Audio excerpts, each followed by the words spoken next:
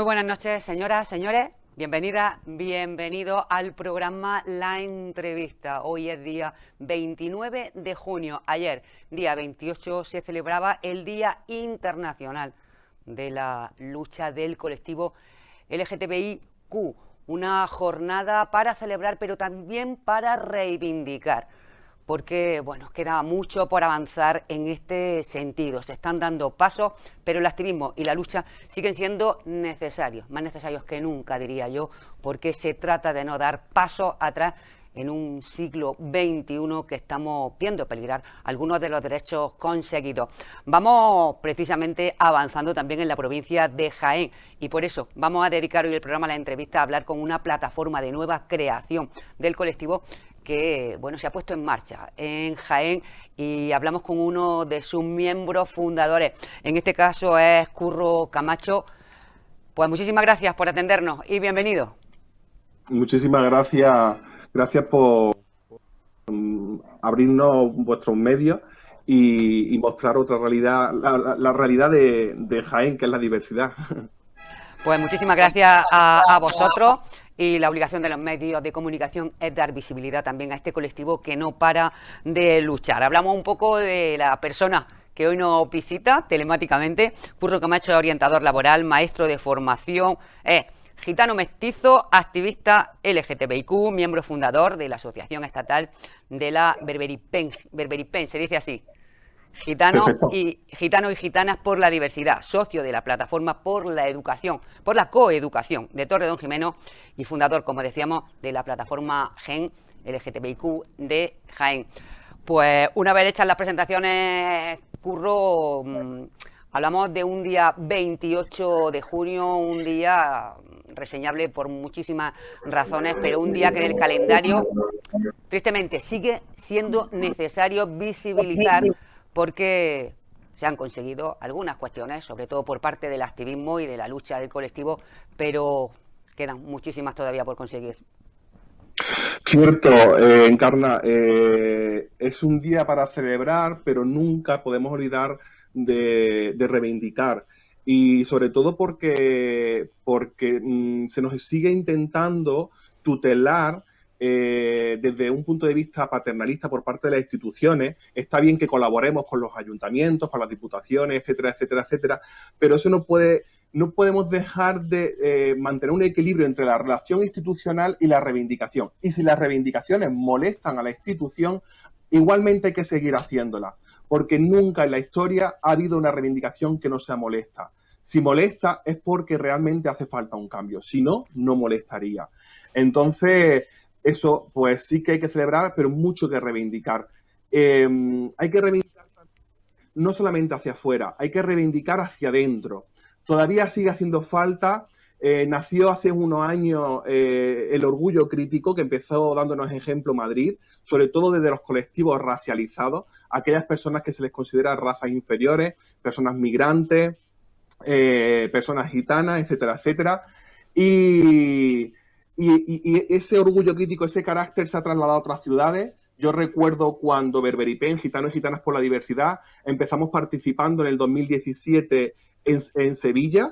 Se nos invitó y fuimos unas más de las personas que abanderamos esa manifestación, sobre todo manifestación, porque luego realmente es el orgullo, si os dais cuenta, nada más que el nombre, ese nombre de orgullo gay que se ha llamado durante mucho tiempo orgullo gay, es que realmente eso tenía un significado, es decir, el carácter todavía patriarcal, donde blanco, burgués, es decir, con una clase social económica alta, era quien realmente estaba presente y su voz era la que se escuchaba. Los orgullos críticos precisamente lo que pretenden es dar más voz a la mujer lesbiana, a las personas trans, a las personas racializadas y a las personas migrantes, porque llevamos muchos años sufriendo no solamente la LGTBI-fobia, sino también sufrimos racismo, xenofobia, transfobia, disfobia también por nuestras compañeras que viven en una situación de diversidad funcional.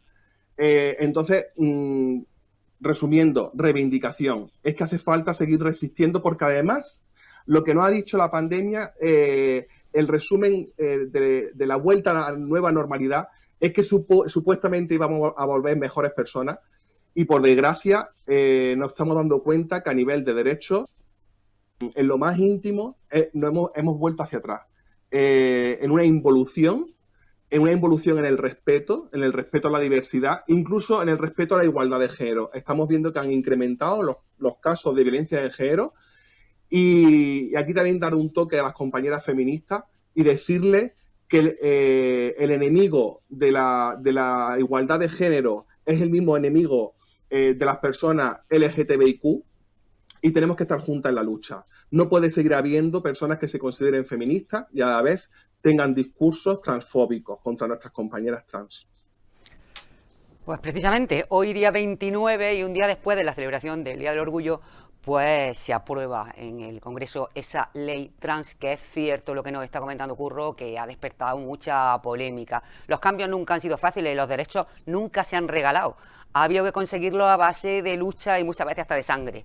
Los derechos a lo largo de la historia nunca se han regalado, han tenido que ser a base de muchísima lucha y muchísimo esfuerzo por parte de colectivos que lo han reivindicado y lo han peleado. Algunas veces, bueno, pues con muchas víctimas que se han quedado en el camino para conseguirlo. Hablamos de apoyos, Curro, hablamos de bueno, pues un día con visibilidad en el que se habla del orgullo en medios de comunicación, se habla del orgullo en redes sociales, se habla del orgullo en muchísimos foros, son muchos los apoyos que se reciben. Bueno, mucha palabrería, mucho escrito, pero muchas veces, bueno, pues las cosas se quedan ahí y es necesario que vayan a más, que trasciendan a acciones concretas en la realidad. Esto se queda, como bien dices, encarna realmente lo que llamamos vulgarmente el postureo. Es decir, yo entiendo y respeto que un partido político que está gobernando quiera apoyo porque está dentro de sus políticas o dentro de su ideología el apoyo hacia el colectivo. Pero ¿cuántas veces decimos que el espíritu de la Navidad dure todo el año, no? Pues que el espíritu del apoyo hacia el colectivo dure todo el año. Como también bien decía, muchas veces reivindicar es como cuando sales del armario. Cuando sales del armario sabes que te expones a perder amistades, a perder familiares. Cuando reivindicas también te expones a que la administración te niegue derechos realmente. Es decir, que si te prestan un espacio y reivindicas y la reivindicación estás criticando a la administración, pues que te niegue ese espacio, que te niegue una subvención, que te niegue... Con lo cual, ante todo, pues hay que intentar pues vivir, para poder ser más reivindicativas, pues ser autogestionadas. Pero es verdad también que el colectivo, la mayor parte del colectivo, vive en una gran precariedad laboral, porque todavía hay empresas que no aceptan directamente, no aceptan a personas del colectivo. Entonces, ¿qué ocurre? Pues que todavía tenemos que seguir relacionándonos la institución con el colectivo. Pero no solamente porque les necesitamos, nos necesitan también la administración y las instituciones, y además porque es nuestro derecho. Es decir, las instituciones están ahí por nosotras también, por las personas del colectivo, con lo cual nos merecemos los espacios que nos prestan si los exigimos. Entonces, pues, eso que no se quede solamente en las fotos del 28 de junio, no se quede en un Twitter, no se quede en un Facebook. Que ojo, que está bastante bien. Pero ahí precisamente se ve la actitud, es decir, cuando una institución da la cara en una red social, hemos comprobado en estos días, por ejemplo, que en Jaén Capital, por el hecho de poner la bandera en el balcón del ayuntamiento, ya se están recibiendo comentarios homófobos muy fuertes, muy fuertes, muy desagradables y hacia el colectivo en general. Comentarios que deben ser denunciados, por supuesto, pero mucha gente se esconde tras un perfil, que es troll, que es un perfil falso. Lo que ocurre es que para que esto se normalice, debería haber campañas todo el año. Es decir, que si hay una campaña de lo que sea en educación, debe aparecer el colectivo LGTBI en la campaña de educación. Que cuando hay una campaña del 8 de marzo o del 25 de noviembre que es contra la violencia de género, que aparezca también el colectivo LGTBI. Es decir, porque dentro de las mujeres también hay personas que son LGTBIQ+. Es decir, dentro de las mujeres hay lesbianas que sufren doble discriminación por ser mujeres lesbianas. Y también hay mujeres trans que sufren doble, triple y múltiple discriminación por ser mujeres y trans. Con lo cual, en las campañas tenemos que estar en todos los sitios para que la gente se acostumbre a que no solamente vamos a aparecer el 28 de junio, sino que vamos a estar presentes durante todo el año, para que al final la normalidad sea la diversidad. Y eso todavía le cuesta mucho a los ayuntamientos, a las diputaciones, a la administración en general, dar la cara durante todo el año. Ante esto, ¿qué hacemos? Son reflejo, Curro, reflejo de la sociedad. Ante esto, ¿qué hacemos? Pues que el colectivo somos las que tenemos que tirar del carro. El colectivo somos las que tenemos que organizar nuestras propias actividades, somos las que tenemos que rutinariamente, mínimo una vez al mes, periódicamente, tener una actividad de visibilidad en las ciudades, en los pueblos, etcétera, etcétera. También no solamente por la administración y por los que nos discriminan, sino por aquellas personas que se sienten solas, que no son capaces de abrir ese armario, o porque antes de abrir el armario necesitan saber si tienen compañeras aliadas dentro del colectivo que les pueden echar un cable. Por eso necesitamos estar presentes muchas veces en el año. Nosotros también tenemos una responsabilidad.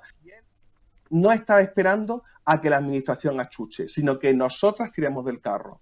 Es que nos paramos a pensar y muchas veces pues tiene que llegar el día 28 para que nos detengamos a pensar en cuestiones tan importantes en la vida de una persona, o de un chaval o de una nena, que sean jovencillos y que tengan miedo, que incluso se sienten culpables, que la culpa y el miedo lo haga que vivan un verdadero infierno, una locura en un adolescente, una persona en la época de la pubertad, por miedo, por temor, por sentirse culpable. Estamos hablando de algo súper importante. Mucho, porque además marca la infancia y la adolescencia de esa niña, niño o niñe, que es verdad que muchas veces esto que se está frivolizando con el tema del niñe, hay personas que simplemente no quieren considerarse ni hombres ni mujer a nivel de género.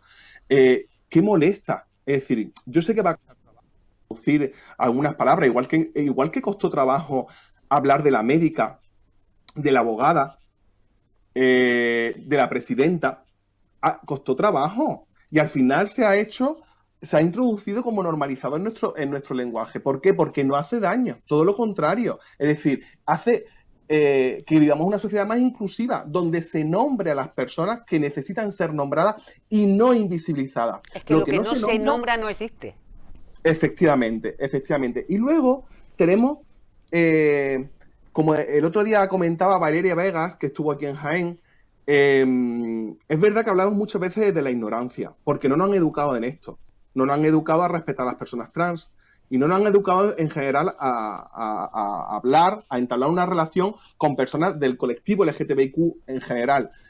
Pero especialmente con algunas nos cebamos más y con algunas cometemos más errores. Está bien que por ignorancia no hay. Y siempre un error por ignorancia se permite, tenemos el derecho a la equivocación. Pero cuando tu error se repite es porque no estás dispuesta a cambiar y no estás dispuesta a respetar.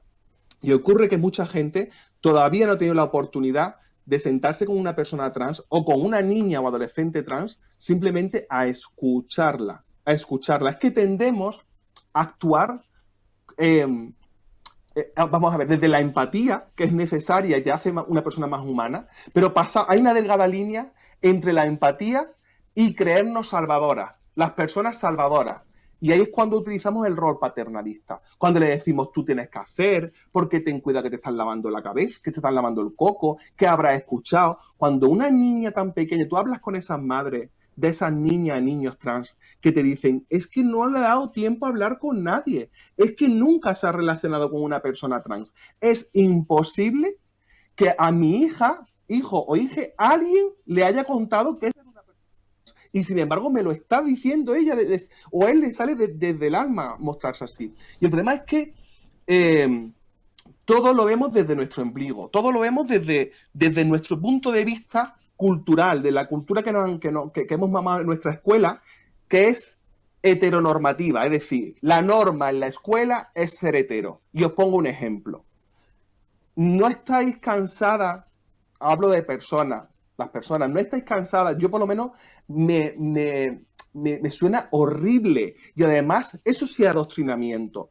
Cada vez que se encuentra un niño o una niña, la única pregunta más inmediata que hay para sacarle conversación es, niño, ya tienes no, pero niños con 5 años, con 4 años, ¿ya tienes novia en la escuela? O a la niña, ¿ya tienes novio? Y si es al revés, ya le estás diciendo que no existe otra opción en la vida. Eso sí que es adoctrinamiento. Lo demás, lo que nosotros proponemos, decirle que en las relaciones hay un arco iris, que hay una diversidad de relaciones y darle la libertad a elegir. Es algo tan humano y tan realmente bello dejar a las personas elegir. Estamos hablando de amor, es que además estamos hablando de amor.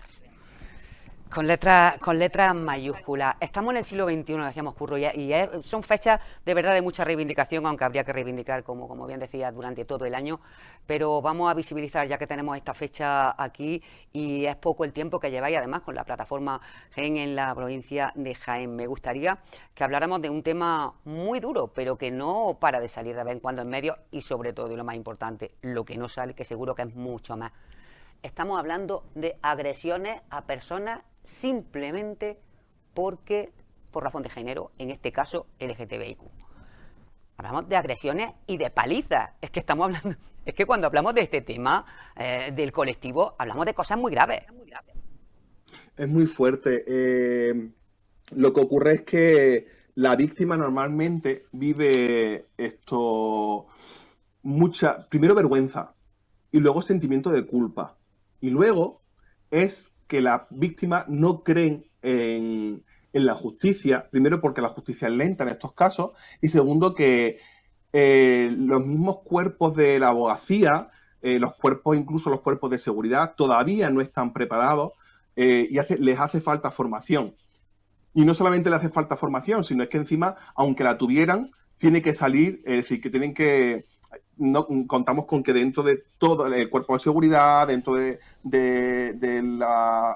mundo del sistema judicial, todas las personas que están incluidas en el sistema judicial, todavía hay gente con una gran carga ideológica que les proyecta hacia comportamientos LGTBI-fóbicos. Es decir, pero tienen que cumplir la ley. Claro, deben cumplir la ley, pero siempre, ¿qué es lo que ocurre, Encarna? Como siempre decimos, quien hace la ley hace la trampa. Entonces, si no se hace una ley donde cualquier sentencia tenga que estar revisada, a lo que iba, las víctimas no confían en las sentencias. Si hubiera sentencias, como por ejemplo ha habido en Barcelona con aquella persona que fue agredida verbalmente, y decimos verbalmente, y ya ha habido sentencias contra la persona que le agredió verbalmente en aquel establecimiento de comida rápida, o aquella chica que propinó injuria, vamos, que injurió a unas chicas lesbianas porque se estaban besando en el metro y también recibió su sentencia, recibió su castigo. Si esto fuera algo más continuo, al final la gente tendería a entendería que faltar el respeto simplemente conlleva una sanción o conlleva, incluso si es una agresión, pues que es un delito penal. Es que además, desde que los delitos de odio están incluidos en el Código Penal, debería esto ser más normal, ¿no? Es decir, que estuviera mucho más castigado. ¿Qué ocurre también? Que hay directivas a nivel europeo que nos dicen que en vez de que tú tengas que demostrar quién te discrimina, si tú denuncias a alguien que te discrimina, la persona que te discrimina es la que tiene que demostrar que no te ha discriminado. Y eso es más complicado. Pero eso ¿qué haría? Que las personas agresoras se lo pensaran mucho, porque lo tienen difícil de demostrar que no han discriminado. Entonces, hay tanto por hacer que las víctimas todavía no se lanzan. Tenemos un compañero, Luis, de Fundación Internacional de Derechos Humanos, dentro de esta plataforma de GEN LGTBIQ+. Pues Luis es abogado y se dedica voluntariamente a atender, asesorar jurídicamente a víctimas de violencia de género del colectivo. Y él detecta mucha falta de denuncia por miedo, por vergüenza y por todo lo que he dicho, porque luego no se garantiza que se ayude a la víctima. Al final siempre sale, entre comillas, ganando la persona agresora. Y hay que extender que esas sentencias que están por ahí fuera y que en otras comunidades autónomas son mucho más tajantes, ejemplo Barcelona, que tanto se le critica por otras historias, debería tomarse ejemplo en sitios como la Andalucía. Y que personas como el compañero Luis no sea un voluntario de 24 horas. Un voluntariado no se puede hacer 24 horas, sino que las instituciones tengan personal, es decir, que desde este orgullo hasta el orgullo que viene, se planteen dentro de cada ayuntamiento tener un trabajador, una persona técnica trabajadora social, una persona técnica asesora jurídica y una persona técnica asesora que ayude en psicología. Mínimo esos 3 perfiles para trabajar para el colectivo. Aparte de luego, Un centro tipo centro de información a la mujer que hay en los ayuntamientos, pero dedicado al colectivo LGTBIQ. Cierto, Encarna. Yo me gustaría que habláramos también de algunos temas importantes que, bueno, pues han salido a la palestra y que de verdad que en algunas ocasiones nos ponen el vello de punta. Yo te hablo de la relación pedofilia, orientación sexual. Vamos, nos sobrecoge solamente oír esas 2 palabras en una misma frase. Es muy fuerte, es como el colmo de la falta de respeto, ¿no? Sobre todo porque quien proyecta esa agresión verbal, porque es una agresión verbal, esa relación, porque al final es una discriminación por asociación, es asociar una orientación sexual al hecho de la pedofilia. Lo primero que tiene que hacerse es en qué estamentos de la sociedad es donde se practica más la pedofilia. Punto 1. Punto 2. Realmente lo que reivindicamos, sobre todo, la gente asocia mucho al colectivo con la parte sexual, es decir, hay como un morbo a todas aquellas personas que agreden al colectivo, verbalmente o físicamente, piensan mucho en la parte sexual y no piensan en que es simplemente una libertad, lo fundamental es la libertad para amar, que es lo que hacemos las 24 horas del día. Es decir, las 24 horas del día no estamos pensando en la sexualidad como cualquier ser humano. Es decir, pensamos en amar o pensamos en nuestro género, que es lo que mostramos, nuestras compañeras muestran su identidad de género en la calle. Eso es lo que se hace las 24 horas del día. Amar y la identidad de género. El derecho a ser. La parte sexual, como cualquier ser humano, es una parte que evidentemente para a ciertas personas es imprescindible, para unas más, para otras menos. Es parte de la vida que no ocupa las 24 horas del día. Entonces, ese morbo, por eso esa asociación, ¿no?, de agresiones tan feas como esa, tan abominables, ¿no? Y además que hacen, eso es lo que hace que muchas adolescentes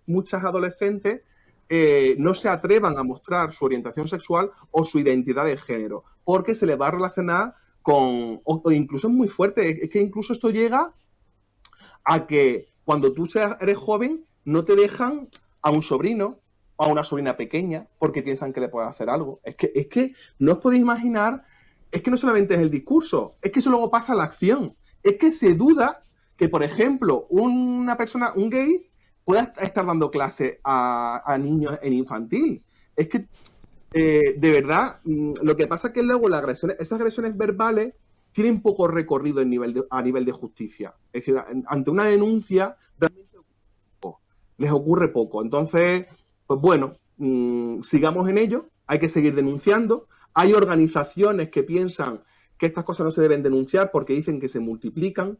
Yo creo, como habíamos dicho antes, Encarna, y tú también has comentado, que hay que visibilizar no solamente la diversidad, sino los problemas, porque si no se visibilizan, no se va a atacar a los problemas, no se le va a intentar. Y es como si no existieran, evidentemente. Claro.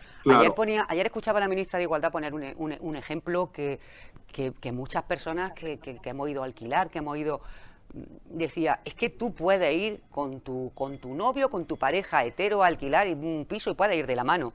2 personas, 2 mujeres lesbianas, dos hombres gays, no se atreven a ir de la mano a alquilar un piso por miedo a que no se lo alquilen. Sí, además piensan, escuché no hace mucho que ante alguien que estaba buscando precisamente vivienda, le plantaron la pregunta como cuánta gente vaya a entrar, en el sentido de como pensando si van a a liar a hacer fiestas. Hacer Yo orgías, qué sé, orgías. sí, esa imaginación, es que la gente tiene una imaginación de verdad.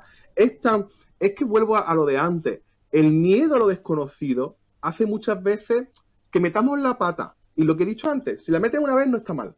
Pero que tu miedo a lo desconocido puede pasar de que te equivoques a que odies. Y entonces hay que tener mucho cuidado. Porque ya cuando odias, lo que hace es que tú eres la persona enferma. Las personas que, es decir, la homofobia es realmente la enfermedad. Las personas, el resto no es una enfermedad. Porque nosotras no tenemos miedo, mientras no nos agredan, no tenemos miedo a relacionarnos con nadie. Pero que tú tengas miedo de relacionarte con una persona por el simple hecho de ser quien es, por el simple hecho de amar, que cuando va por la calle, incluso cuando va sin pareja, no sabes ni siquiera quién es su pareja, es que probablemente vuestro carnicero, vuestra médica, vuestra abogada, todas esas personas pueden ser lesbianas, gays, bisexuales, transexuales, y os están atendiendo, y os atienden, es decir, con una calidad de atención que la valoráis por encima de todo. Y en el momento que os enteráis, se enteran las personas de quién es su pareja o cuál es su identidad de género que no corresponde con la típica identidad de género, es decir, que es una identidad de género disidente, transgénero, ya entonces a las personas le cambia su forma de ver a la persona. ¿Qué te han hecho? ¿Qué te han dicho lo que son? Nada Afortunadamente, más. afortunadamente no es todo el mundo, afortunadamente no es todo el mundo, y lo que sí es verdad es que se plantea la duda de si estamos retrocediendo, Curro. Sí, sí, además, a ver, a la Porque hay vista mucha, está, hay mucha gente joven que de verdad a veces da miedo lo que piensan. a la vista está en las instituciones, ¿no? Es decir, el hecho de que haya ultraderecha en las instituciones no es que haya derecha, es que hay ultraderecha. Es que desde que hay un señor que hace poco, el libro no he llegado a leerlo, pero el resumen que hace en el vídeo es genial. La transición oculta de Miguel Sánchez Tostado nos dice que hay una parte de transición que no se ha hecho. Y yo he pensado muchas veces, en cierto modo, pesimista, porque es decir, ¿en qué sentido? De que ha habido mucho más discurso que actos. Eso decíamos ayer en el manifiesto en el ayuntamiento, que necesitamos más actos y no tanto discurso. ¿Qué ha ocurrido? Que la gente no se ha creído realmente esta transición. Entonces, de hecho, como decías, si en las instituciones hay ultraderecha es porque el discurso en la calle, pero no es porque el discurso solo, sino la actitud en la calle es el rechazo. Nos han enseñado, siguen enseñando, hay una imagen de un ilustrador que dice que va un señor en una silla de ruedas y hay una chica negra detrás llevando la chica de ruedas, la silla de ruedas, perdón, y le va diciendo el señor de la silla de ruedas, que es blanco, le dice, ¿has visto fulanita, Pepi, has visto cómo vienen los inmigrantes a quitarnos el trabajo? Es que, de verdad, es de verdad, es decir, un país que se ha constituido siempre, que su identidad es es una identidad compuesta por la migración, es decir, que se ha dibujado esa identidad por la migración, por las personas de las minorías étnicas como la comunidad gitana. Todavía podemos seguir teniendo rechazo en los tiempos que estamos, como siempre digo, que tenemos mucha modernidad para tener entre nuestras manos equipos que valen más de 1.000 euros y no nos gastamos en que nuestros hijos, hijas e hijes se relacionen con las... Es decir, preocuparnos en condiciones de nuestra familia y de que nuestros jóvenes y nuestras jóvenes se relacionen con personas para que sean personas libres y personas respetuosas, libres de mente y respetuosas. Entonces estamos en una involución. Pero es que como decía al principio, lo peor es que dentro del colectivo también hay otra involución, es decir, no hemos estancado. Creemos que con conseguir el matrimonio del mismo sexo, entre personas del mismo sexo, lo hemos conseguido todo. ¿Y realmente qué está pasando?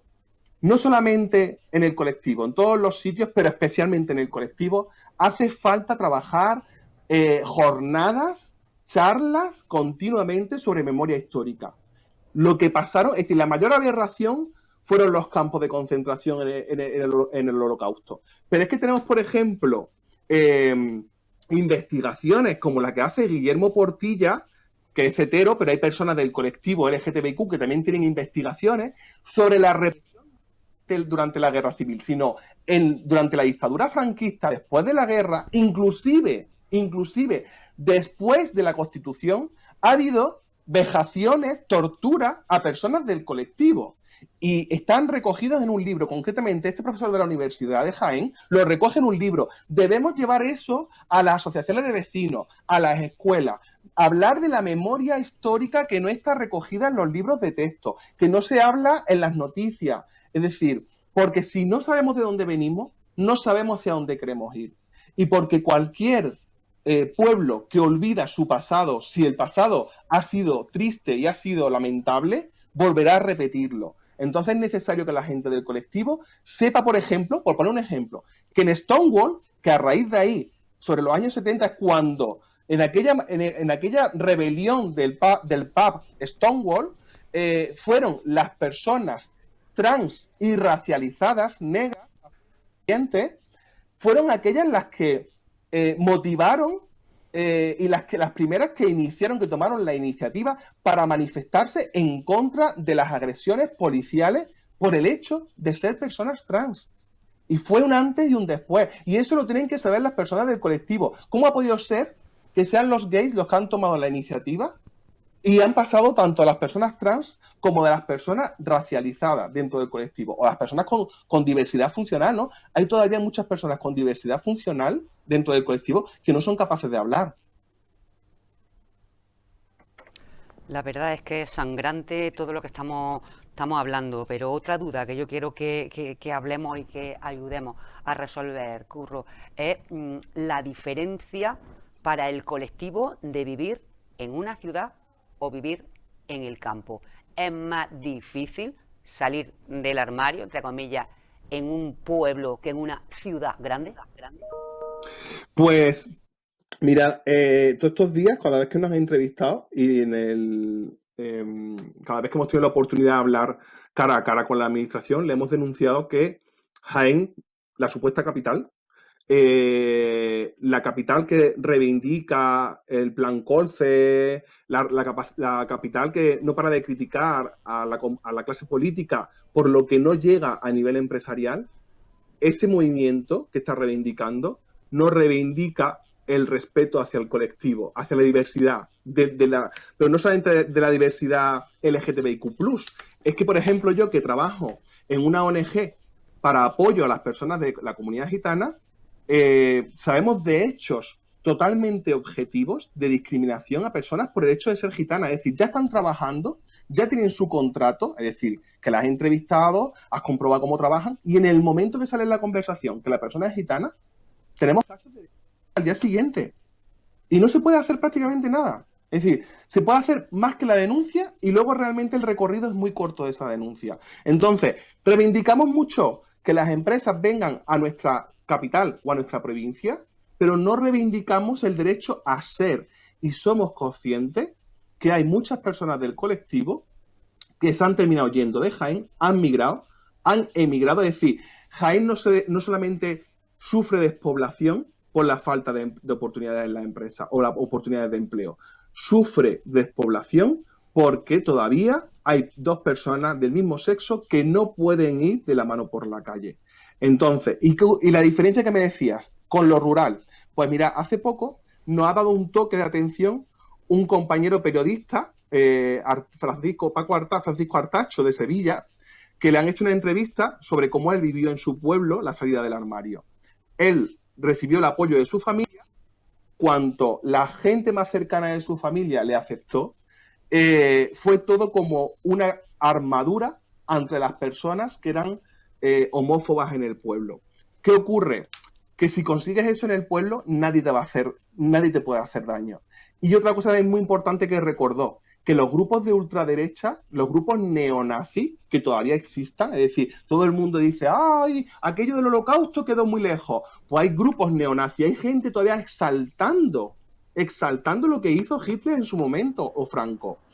Entonces, esa gente se organiza más en grandes ciudades. Entonces, dentro de nuestro colectivo, también tenemos que extenderle una mano y escuchar la voz de nuestras compañeras, de las personas compañeras de las zonas rurales, las zonas de pueblo, porque posiblemente nos enseñen a que cuando hay comunidad, cuando se crea una comunidad de apoyo donde las personas del colectivo y las personas aliadas, heteros, no hay nada que atraviese esa barrera y la salida del armario es mucho mejor y la vida es mucho más fácil. Y eso todavía, por ejemplo, en Jaén hay un trabajo pendiente. En Jaén Capital hay un trabajo pendiente. Tenemos ejemplos, como bien me decía, Baeza, Úbeda, tenemos un ejemplo también en Huelma y seguro que si seguimos preguntando a las personas compañeras del colectivo de aquí de la provincia, habrá más pueblos que son libres, donde se puede ser libre viviendo siendo LGTBIQ. Es más, deberían salir a la luz esos pueblos